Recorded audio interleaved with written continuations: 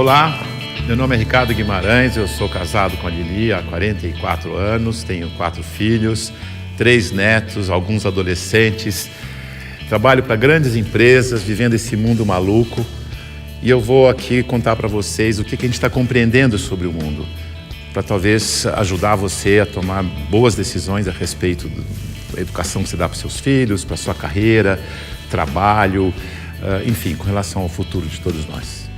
Olha isso aqui. Esse desenho, ele significa o que está acontecendo com o mundo. Parece um cardiograma, mas não é um cardiograma.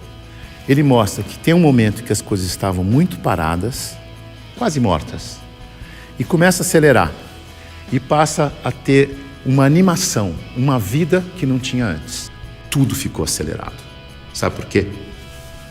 Por causa da tecnologia de informação e comunicação. Nessa fase, tinha pouca gente no mundo e a tecnologia de informação e comunicação era muito rudimentar e cara. Telefone fixo no lugar, imagina. Demorava muito para as coisas acontecerem. O cenário era estável, quase parado, lento, previsível, controlável, simples. Acontecia uma coisa de cada vez. Nessa fase, criamos instituições com hierarquias poderosas que controlavam o mundo. E nós nos sentíamos muito seguros, porque tudo permanecia igual por muito tempo. O indivíduo se submetia ao grupo, abria a mão da sua individualidade, aprendia a regra do jogo e a vida seguia em frente.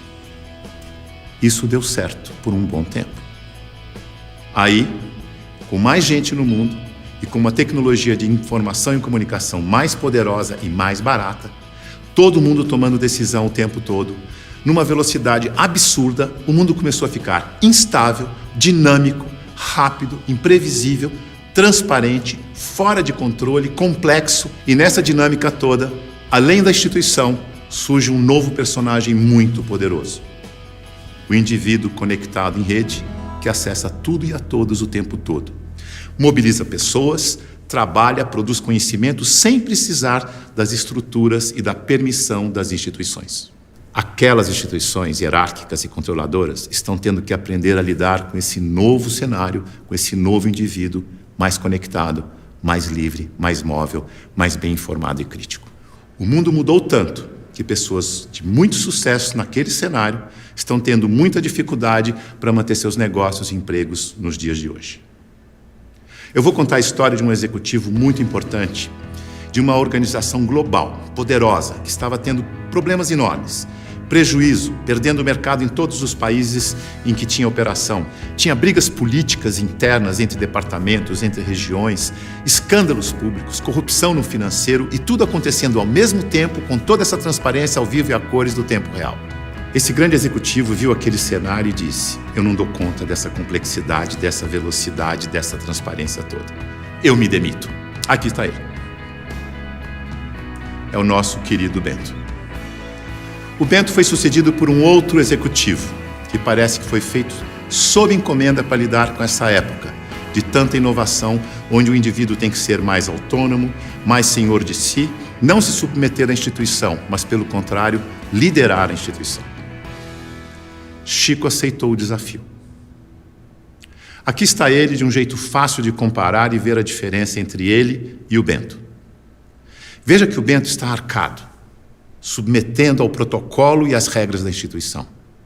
O Chico está mais senhor de si. Para ele ajudar a igreja, ele tinha que mudar a igreja. Para mudar a igreja, ele tinha que criticar e propor novas maneiras de fazer as coisas. Porque do jeito que deu certo no passado, não era o jeito que ia dar certo no novo cenário. E ele começou a criticar e a mudar tudo usando o discernimento, o bom senso e os seus valores, que são os mesmos da instituição. A cadeira, por exemplo. Ele pediu uma cadeira mais simples, mais leve, mais prática, que ele mesmo pudesse carregar. A roupa. Uma roupa que fosse fácil de vestir, leve, simples e confortável. O discurso. Ele não queria que alguém escrevesse o discurso para ele. Ele mesmo ia fazer o discurso com as palavras dele. E para ele estar sempre atualizado e poder falar à vontade, ele não ia ficar isolado no Palácio do Vaticano, num quarto de 300 metros quadrados. Escolheu morar no Palácio Santa Marta, num quarto de 30 metros quadrados, junto com os outros 400 padres e bispos que viajavam pelo mundo, e ele ia almoçar com esses padres e bispos para poder conversar, trocar ideias e saber o que estava acontecendo no mundo. Mandou tirar o vidro do Papa Móvel para poder falar com o povo. Mudou a política de investimentos do Vaticano para ficar de acordo com as crenças da Igreja. Isto é, investir em empresas que prezam os valores cristãos, porque se a política de investimento não estiver de acordo com as crenças da Igreja, como é que ele ia ter credibilidade quando ele fosse vender a fé da sua Igreja? Veja que ele está colocando em prática o seu discernimento para mudar tudo na instituição, da cadeira aos investimentos. Ele busca simplicidade, praticidade, economia, agilidade, leveza e consistência. O Chico é um bom exemplo de sucesso neste novo cenário. A mudança é tão grande que os historiadores dizem que está terminando a sociedade industrial e está começando a sociedade do conhecimento, a sociedade em rede, a sociedade do indivíduo conectado em rede. É uma época de transição e nós estamos aqui, exatamente no meio dessa transição. Veja o que está acontecendo. Neste ambiente estático, estável, a boa empresa funcionava como um relógio, uma engrenagem sem vida, isolada do ambiente, tic-tac, tic-tac, tic-tac, onde o empregado era uma peça da engrenagem. O futuro era igual ao passado. Na medida em que o ambiente foi ficando mais mutante, mais veloz, novidade a toda hora, imprevisível, a empresa tem que se atualizar, aprender e evoluir o tempo todo para não desaparecer. Não é mais conservar, mas é adaptar-se, aprender, evoluir. Não pode ser um relógio que se repete eternamente igual, mas um sistema vivo, aberto, interativo, que aprende e evolui sem parar. E as pessoas não podem ser peças de engrenagem que se repetem sem pensar. Tem que ser células vivas, sensíveis, críticas, interativas, que trocam ideias, sugerem soluções, como o Chico. A boa notícia é que a gente sabe gerenciar muito bem os sistemas vivos. Sabe por quê? Porque nós somos sistemas vivos. Somos feitos de sistemas. Sistema respiratório, sistema endócrino, sistema ósseo, sistema digestivo. Sistema é um conjunto de elementos que trabalham de forma interdependente com um propósito comum. Como o nosso corpo. O ponto mais importante para a saúde do nosso corpo é a interdependência. Veja no seu próprio corpo. Nossos órgãos trabalham de forma interdependente, sempre em busca do equilíbrio do corpo. Esse é o propósito. Se um órgão declara independência, e isso se chama câncer, o corpo entra em colapso. A integração entre os órgãos desaparece. A energia do corpo se esvai, não consegue mais interagir com o ambiente nem reagir aos estímulos. Como sistema aberto, ele vai sucumbir ao cenário. Então, se você quer trabalhar numa empresa de sucesso neste cenário, ajude a funcionar como um sistema vivo aberto. Você sabe, porque você é um sistema vivo aberto. Mas aqui vão algumas dicas para ajudar. Use o seu discernimento, seu bom senso e intuição. Confie em você. Promova a integração e a interação, onde você estiver. Seja sensível a informações relevantes para aperfeiçoar seu trabalho e a empresa. E o mais importante de tudo, reconheça que a realidade é interdependente. E por isso precisa da participação de cada um e de todos para resolver os seus problemas. Lembre-se, a boa gestão da interdependência garante a boa saúde do seu corpo e da corporação. Mais uma dica, não deixe as pessoas confundirem autonomia com independência. Autonomia significa que você tem consciência de que faz parte de um todo maior e por isso você pode falar pelo todo. Por isso pode ocupar cargos de responsabilidade na hierarquia.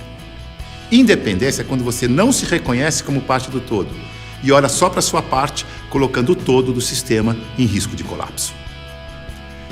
Independência ou morte deu certo no século passado. Neste século, o certo é interdependência ou morte. Veja a evolução das relações na empresa e no mercado. No começo, a hierarquia era absoluta. Poucos mandavam e todos obedeciam como crianças obedientes. Não tinha concorrente, mas precisava de canal para vender. Depois, a empresa cresce, a hierarquia permanece, mas as áreas passam a ter seus chefes. As crianças ficaram jovens e, como jovens, andam em tribos. Nós versus eles. As áreas competem o tempo todo porque precisam se afirmar como jovens. Essa é a fase da independência ou morte. No mercado, o concorrente aparece e obriga a empresa a olhar para o consumidor. Hoje, a competição continua, mas vai ter que conviver com a cooperação para sobreviver nesse mundo mais veloz e mutante, em que a interdependência fica cada vez mais importante.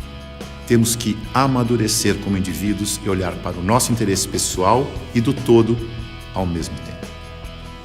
O Papa Chico, quando falou do meio ambiente na sua encíclica, ele não falou com os cristãos apenas.